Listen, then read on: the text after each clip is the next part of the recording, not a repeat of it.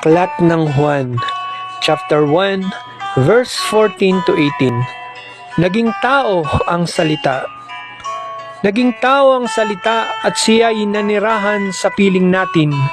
Nakita namin ang kanyang kapangyarihan at kadakilaan, puspos ng pag-ibig at katapatan. Tinanggap niya mula sa Ama ang kapangyarihan at kadakilaang ito bilang bugtong na anak. Nagpatotoo si Juan tungkol sa kanya at ganito ang kanyang sigaw. Siya ang tinutukoy ko ng aking sabihin, ang darating na kasunod ko'y higit sa akin, sapagkat siya na bago pa ako ipanganak.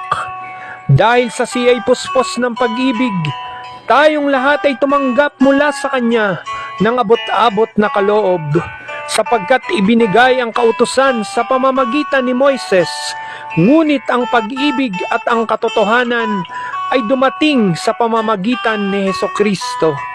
Kailanmay walang nakakita sa Diyos, subalit ipinakilala siya ng bugkong na anak. Siya'y Diyos na lubos na minamahal ng Ama.